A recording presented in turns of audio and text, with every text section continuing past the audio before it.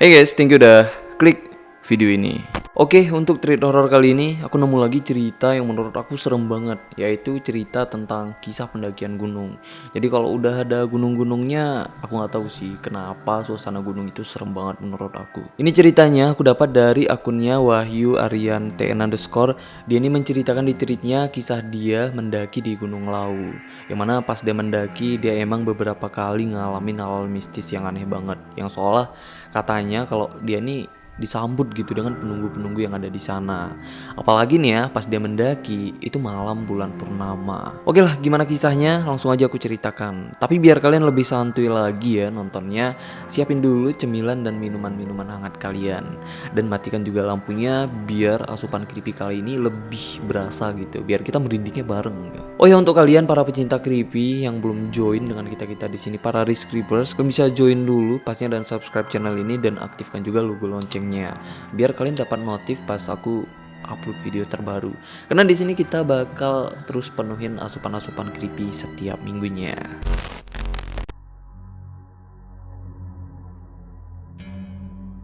Nah, ini ceritanya dialamin Wahyu yang sebagai penulis tweetnya ini juga ya, dengan satu orang temannya itu bernama Aksal.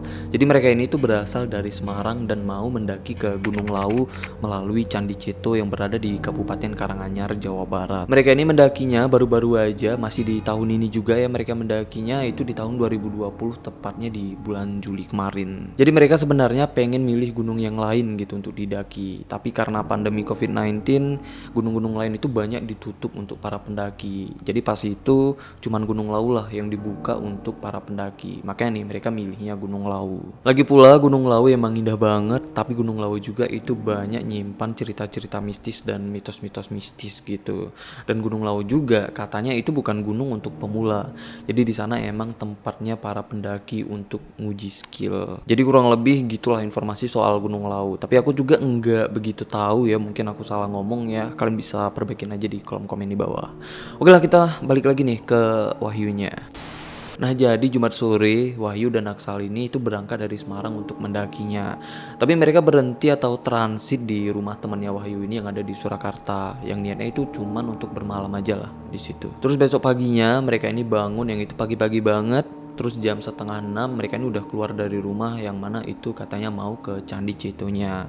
Di jalan mereka ini pun sempat sarapan yang katanya itu makan soto ya pagi-pagi, itu enak banget sih beneran. Sekitaran jam 8 pagi mereka baru sampai di Candi Cetonya. Yang mana pas mereka nyampe itu mereka kaget karena ternyata banyak para pendaki lain yang sedang ngantri gitu untuk mendaftar. Karena di masa pandemi kayak aku bilang itu tadi ya, banyak gunung yang emang belum dibuka lah untuk para pendaki. Jadi para pendaki yang udah kangen dengan gunung, pastinya mereka milih gunung yang udah dibuka secara resmi. Yang mungkin kebetulan saat itu cuman Gunung Lawu satu-satunya gunung yang udah dibuka secara resmi. Mungkin karena itu tuh, makanya Gunung Lawu itu kebanjiran pendaki. Nah, jadi karena antriannya itu panjang banget, jadi mereka ini sempat lah beli-beli makanan gitu untuk bekal di gunung nanti. Setelah mereka beli makanan, mereka balik lagi nih ngantri. Yang akhirnya mereka ini selesai ngantri itu jam 10 pagi. Dari jam 8 loh. Nah, setelah mereka daftar, itu mereka pun langsung ikut briefing dengan petugas base campnya. Di sana mereka ini dikasih arahan secara teknis ya, dan dikasih tahu juga apa yang boleh dilakukan dan apa yang nggak boleh dilakukan di Gunung Lawu. Dan karena masa pandemi COVID-19 juga, ini mereka juga itu diwajibkan lah untuk mematuhi protokol kesehatan. Nah, setelah mereka briefing selama setengah jam, mereka pun mulai berjalan sambil menggendong carrier, yang artinya pendakian pun itu udah dimulai yang sekitaran jam 10:30 siang. Nah, saat mereka ini mulai berjalan untuk mendaki, karena masih di kaki gunungnya, mereka ini pun masih ngelewatin perkebunan gitu. Dan makin naik ke atas, itu makin memasukin trek hutan, yang mana jalannya pun itu makin terjal. Setelah kurang lebih 1 jam perjalanan, mereka nyampe juga di pos 1 Mbah Beranti. Tapi di situ mereka ini nggak berhenti, mereka pun tetap lanjutin perjalanannya. Nah, setelah mereka lanjut lagi, yang akhirnya mereka nyampe juga di pos 2 Brakseng itu sekitaran jam 1 siang.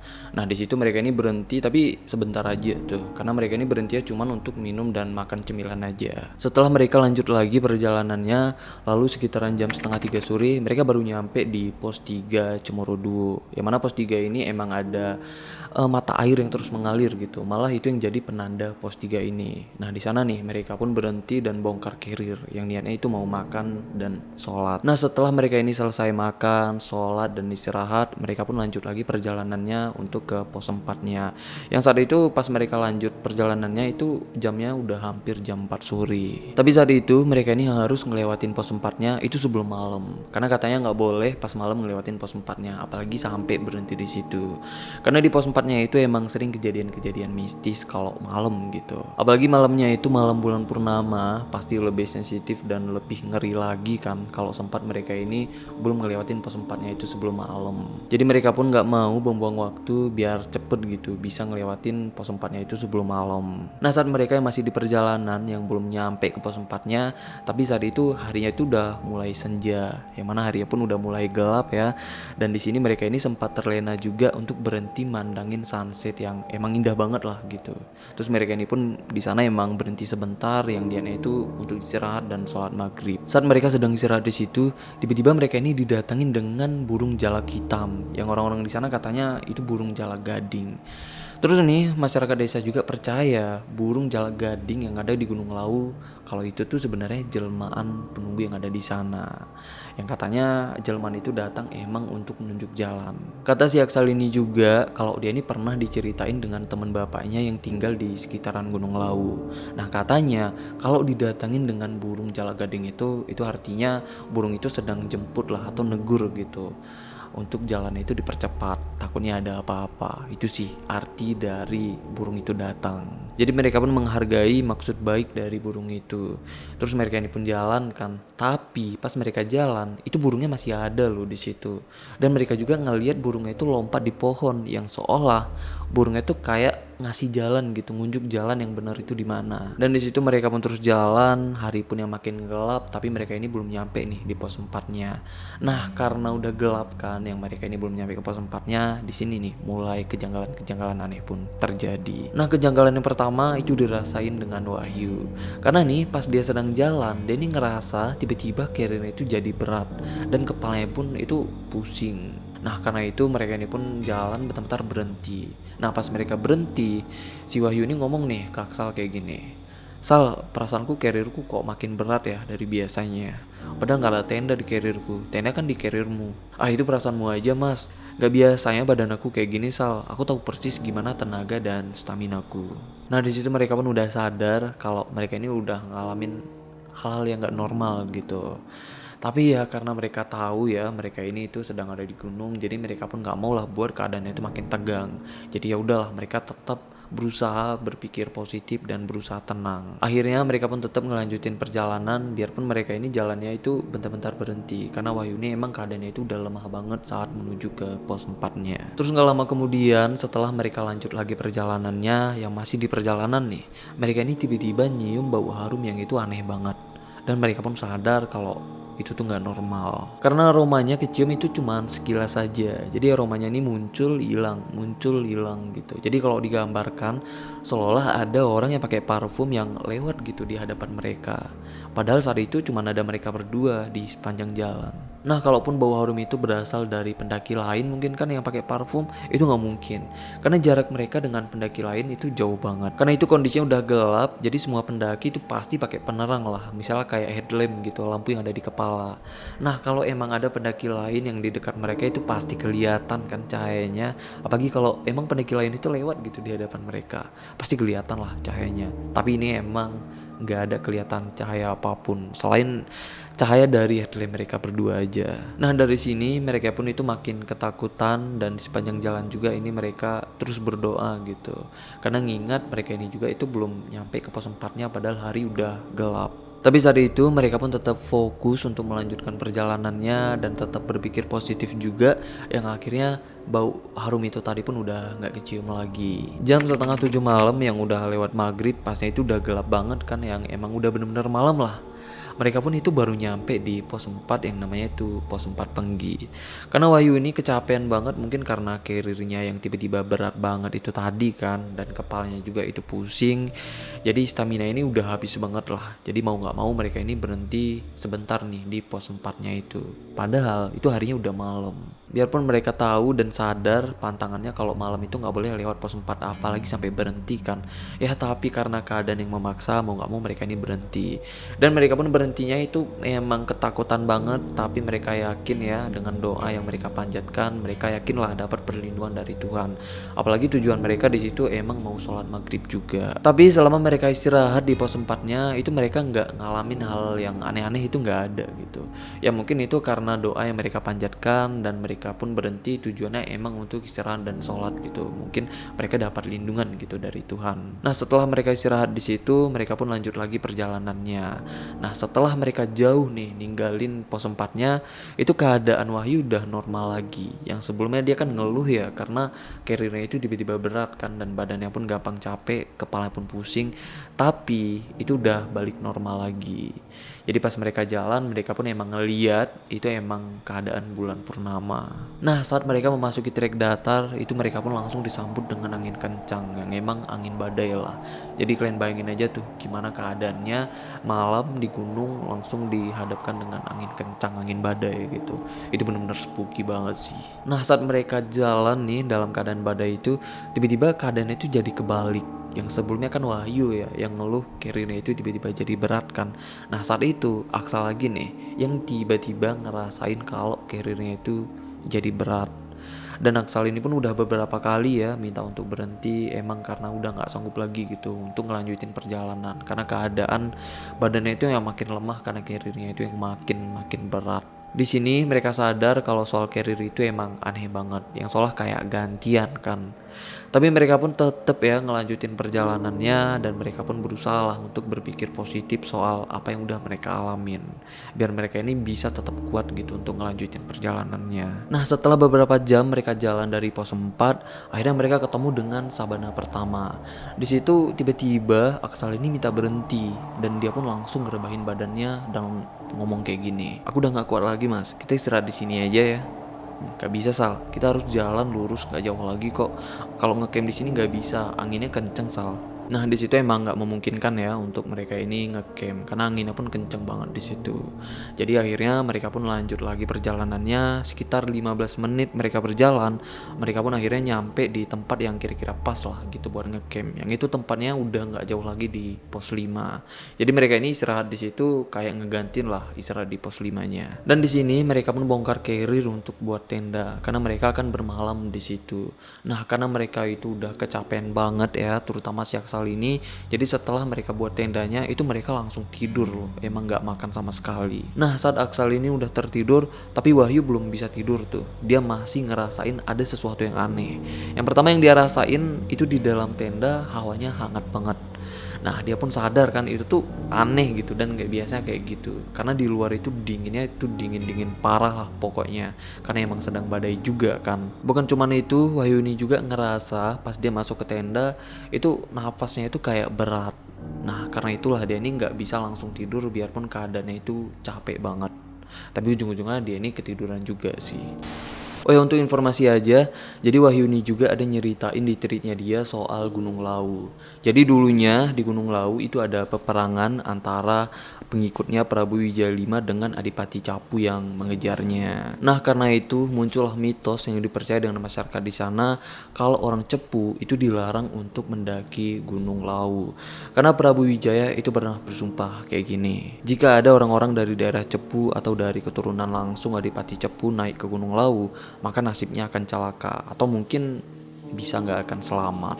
Dan katanya juga sampai sekarang orang Cepu atau keturunan dari Adipati Cepu itu masih menganggap sumpah itu masih berlaku gitu. Jadi sampai sekarang mungkin mereka masih takut lah ya naik ke Gunung Lawu. Oke, kita balik lagi ke ceritanya Wahyu ini.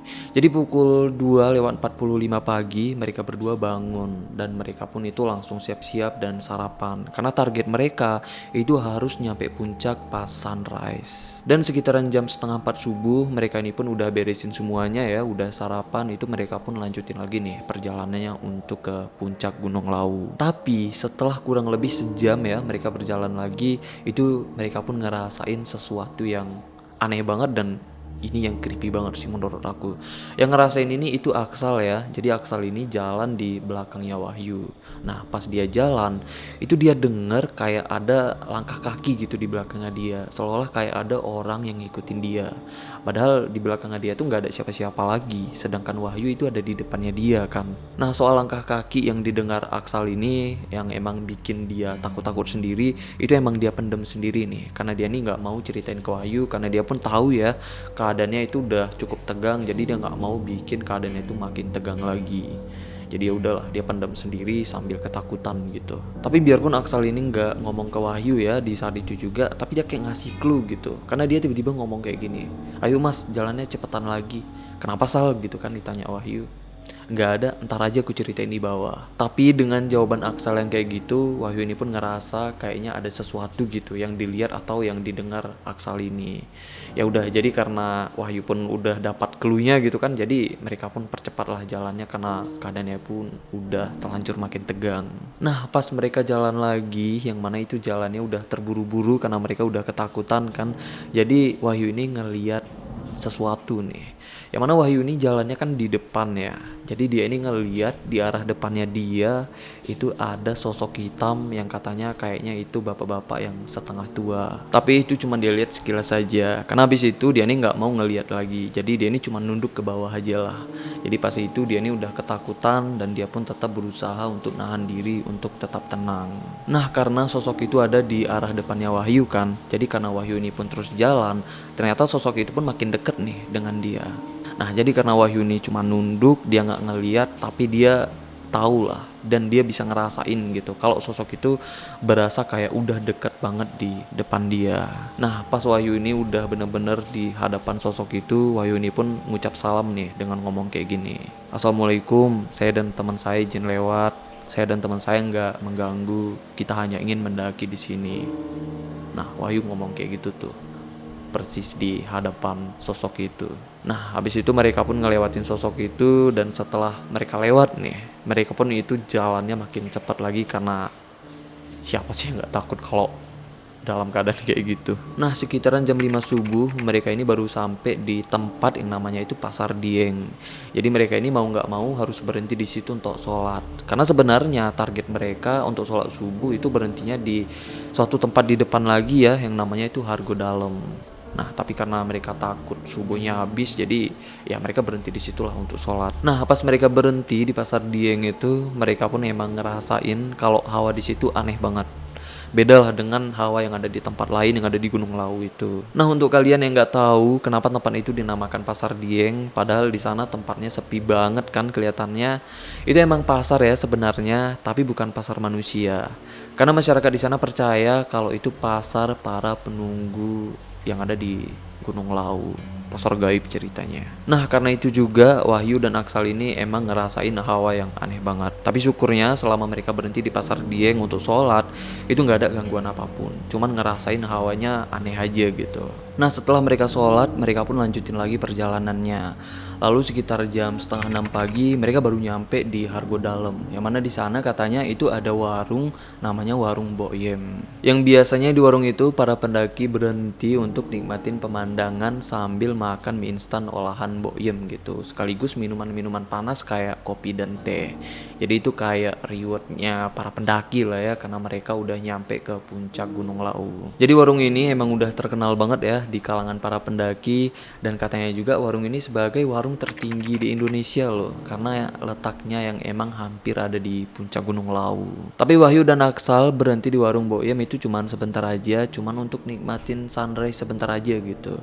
Setelah itu mereka pun lanjutin lagi pendakiannya, karena 1 jam pendakian lagi itu mereka nyampe di Tugu puncaknya Gunung Lawu. Nah di sana mereka sempat foto-foto dengan para pendaki lain yang merayakan keberhasilan mereka nih, yang udah bisa nyampe di Tugu puncaknya Gunung Lawu. Nah setelah mereka udah nyampe puncak, mereka turun lagi, baru nih mereka pun balik lagi ke warung Boyemnya. Nah baru nih mereka di sini istirahatnya itu agak lama di warung Boyem. Di situ mereka pun baru makan, minum sambil nikmatin pemandangan.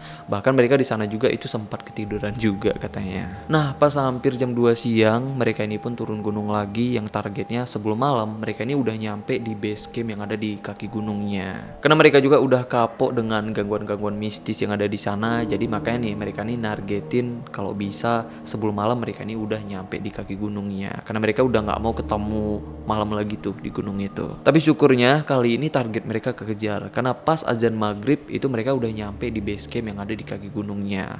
Nah pas mereka nyampe ini pun mereka langsung balik lagi ke Semarang, dan jam 12:30 malam akhirnya mereka nyampe di rumah.